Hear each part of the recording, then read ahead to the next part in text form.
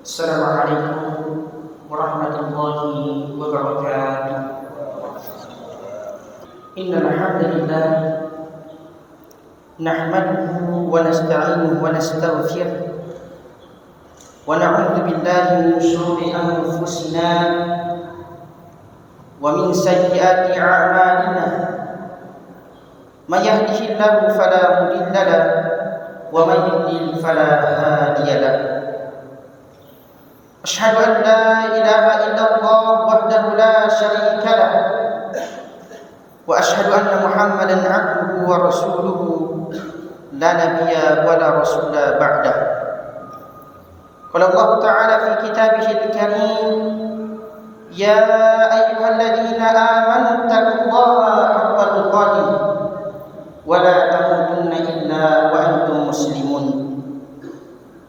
وقال تعالى: يا أيها الذين آمنوا اتقوا الله وقولوا قولا سديدا يصلح لكم أعمالكم ويغفر لكم ذنوبكم ومن يطع الله ورسوله فقد فاز فوزا عظيما. أما بعد، فإن أصدق الحديث كتاب الله وأحسن الهدي هدي محمد صلى الله عليه وسلم وشر الأمور محدثاتها وكل محدثة بدعة وكل بدعة ضلالة وكل ضلالة في النار.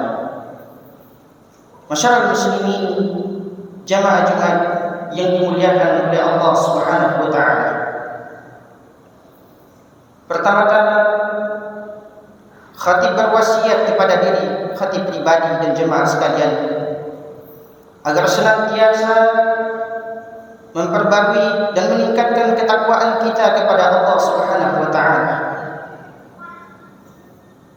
sehingga saat kematian datang menghampiri kita, ketakwaan dan keimanan tersebut akan senantiasa setia menemani kita hingga ke alam kubur dan alam akhirat.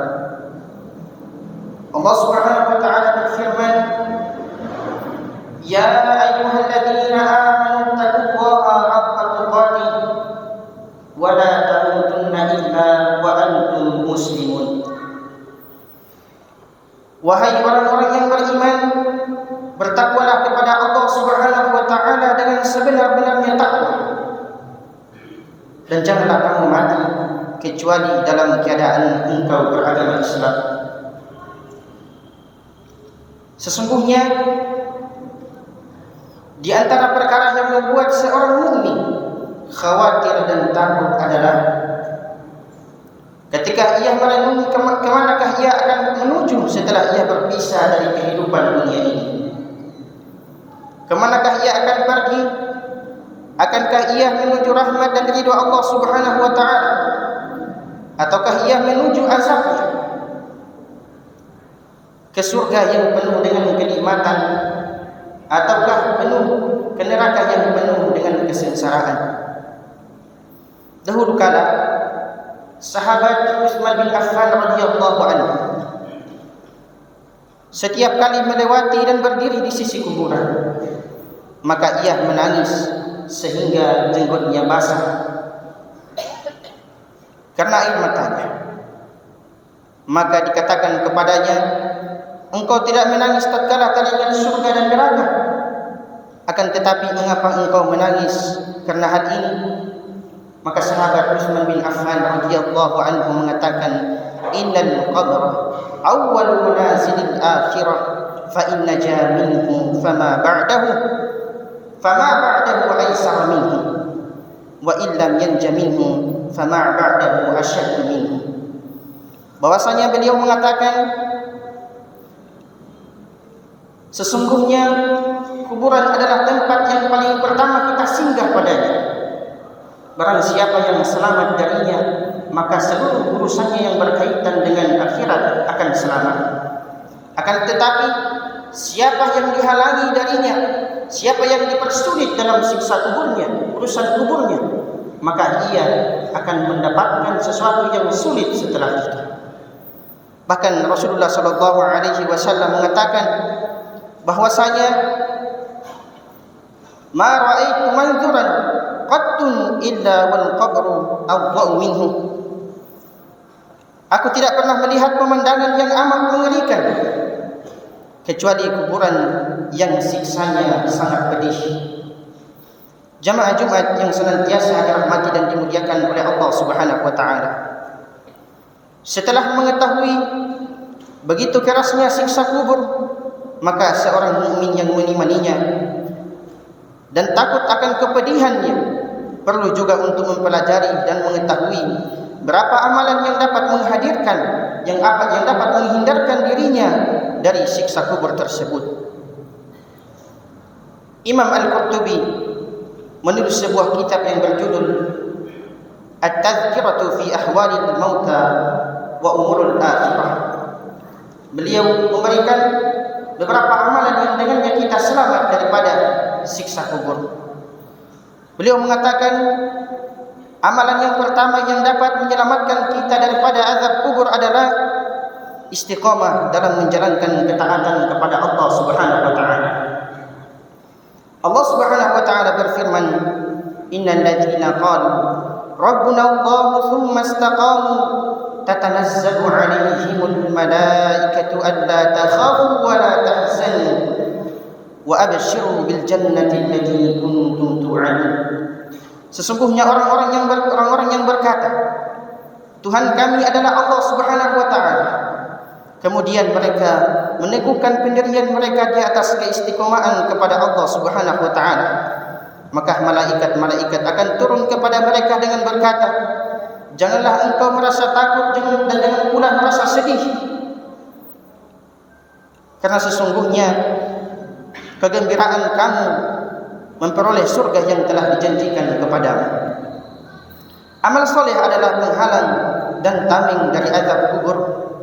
Bahkan Nabi SAW dalam sebuah hadis yang diriwayatkan oleh Ibnu Hibban yang dihasankan oleh Syekh Albani, beliau mengatakan sesungguhnya mayit ketika diletakkan di kuburnya, ia mendengar suara sendal orang-orang yang mengantarkannya saat mereka kembali pulang. Apabila seorang mukmin, maka salat akan berdiri di samping kepalanya, puasa di sisi kanannya, zakat di sisi kirinya, dan amalan kebaikan lainnya berada pada sisi kakinya. Kemudian apabila ditanyakan kepadanya, maka salatnya akan mengatakan bahwasanya tidak ada pintu jalan untuk masuk darinya. Apabila ia didatangi dari kanannya, maka puasa mengatakan tidak ada jalan untuk masuk. Begitu pula dengan zakat dan amalan-amalan lainnya. Masyarakat muslimin yang dimuliakan oleh Allah Subhanahu wa taala. Yang kedua, berdoa dan meminta perlindungan kepada Allah Subhanahu wa taala. Inilah yang diperintahkan oleh Rasulullah sallallahu alaihi wasallam, di mana Rasulullah sallallahu alaihi wasallam mengajarkan kita doa yang sangat masyhur di kalangan kita. Sebelum kita salam, Rasulullah sallallahu alaihi wasallam mengajarkan kita doa, Allahumma inni a'udzubika min adzabi jahannam wa min adzabil qabr wa min fitnatil mahya wa mamat wa min syarri fitnatil masiihid dajjal. Ya Allah, sesungguhnya aku berlindung kepadamu dari siksa neraka jahannam dan siksa kubur, dari fitnah kehidupan kematian dan kejahatan fitnah masiihid dajjal. Ketiga, menjauhi sebab-sebab yang mendatangkan azab kubur dan bertobat kepada Allah Subhanahu wa taala. Di antara sebab-sebab yang mendatangkan azab kubur adalah meninggalkan salat sampai keluar dari waktunya tanpa ada uzur. Kemudian suka mengadu domba dan tidak menjaga kesucian dirinya dari najis yang timbul diakibatkan karena percikan kencingnya. Rasulullah sallallahu alaihi wasallam bersabda bahwasanya beliau melewati kuburan, dua kuburan, lalu beliau bersabda, sesungguhnya innahuma la yu'adzibani wa ma yu'adzibani fi kabirin, amma ahaduhuma fakana la yastatiru min al-baul wa amma al-akhar fakana yamshi bin namimah. Bahwa sesungguhnya kedua dari penghuni kubur ini disiksa diakibatkan karena satu perkara yang menurut kalian adalah sesuatu yang biasa-biasa saja, akan tetapi di sisi Allah Subhanahu wa taala dia adalah dosa yang dianggap remeh, akan tetapi dapat mendatangkan siksa kubur. Kemudian Rasulullah sallallahu alaihi wasallam mengatakan, sesungguhnya salah satu di antaranya disiksa diakibatkan tidak menjaganya dirinya dari air kencingnya. Kemudian yang kedua disiksa diakibatkan ia berjalan di atas bumi ini dengan namimah. Ia suka mengadu domba. Maka itulah sebab-sebab yang mendatangkan siksa kubur kepadanya. Yang keempat, amalan yang keempat adalah rutin membaca surah Al-Mulk sebisa mungkin. Seorang mukmin menghafal surah Al-Mulk dan memahami maknanya. Dalam sebuah hadis yang diriwayatkan oleh Abu Dawud, Rasulullah sallallahu alaihi wasallam bersabda, "Suratun tashfa'u liqa'iliha wa hiya 30 ayat, ala wa hiya tabarakallati bi yadihi al-mulk." Rasulullah sallallahu alaihi wasallam bersabda, ada satu surah yang akan memberikan syafaat bagi siapa yang rajin membacanya, yaitu ayat tersebut mengandung di dalamnya 30 ayat yang dimulai dari tabarakallati biyadihil mulk. Sebagian ulama mengatakan bahwasanya surah Al-Mulk akan memberikan syafaat kepada mereka yang membacanya saat ia berada dalam kubur atau pada hari kematian.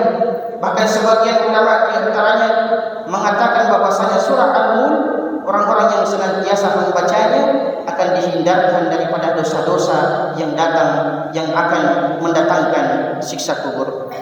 Jamaah Jumat yang dimuliakan oleh Allah Subhanahu wa taala, semoga dengan khutbah yang singkat ini Allah Subhanahu wa taala mengokohkan iman kita dan mengistiqomahkan kita di atas ketaatan kepada Allah Subhanahu wa taala, hingga Allah Subhanahu wa taala mewafatkan kita dalam keadaan bertakwa kepadanya, dan kita semua dimasukkan ke dalam surganya Allah Subhanahu wa taala. Aqulu qawli hadza wastaghfirullah li wa lakum fastaghfiruhu innahu huwal ghafurur rahim.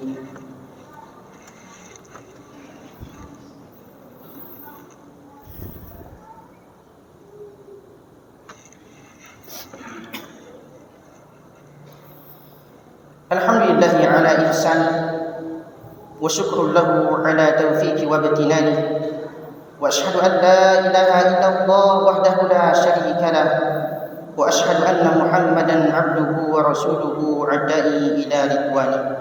Allahumma salli ala Muhammad wa ala ali Muhammad kama sallaita ala Ibrahim wa ala ali Ibrahim innaka Hamidum Majid. Fa ya ayyuhan nas ittaqullaha fima amara fihi bi nafsihi wa thanna bi malaikatihi bi qudsihi. Qala ta'ala, inna Allaha wa malaikatahu yusalluna 'alan nabi ya ayyuhalladzina amanu sallu 'alaihi wa sallimu taslima. Allahumma salli 'ala Muhammad wa 'ala ali Muhammad kama sallaita 'ala Ibrahim wa 'ala ali Ibrahim innaka Hamidum Majid.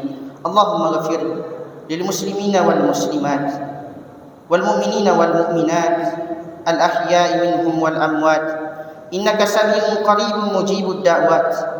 Allahumma a'izzal Islam wal muslimin wa adhil asyirka wal musyrikin wansur ibadakal muwahhidin. Rabbana zalamna anfusana wa in lam taghfir lana wa tarhamna lanakunanna minal khasirin. Rabbana atina fid dunya hasanah wa fil akhirati hasanatan wa qina adzaban nar. Ibadallah, innallaha ya'murukum bil 'adli wal ihsan wa ita'i dzil qurba wa yanha 'anil fahsya'i wal munkari wal baghi ya'idukum la'allakum tadhakkarun. Fadhkurullahal 'azim yadhkurukum washkuruhu 'ala ni'amihi yazidkum wa la dzikrullahi akbar. Wallahu ya'lamu ma tasna'un. Aqimus shalah.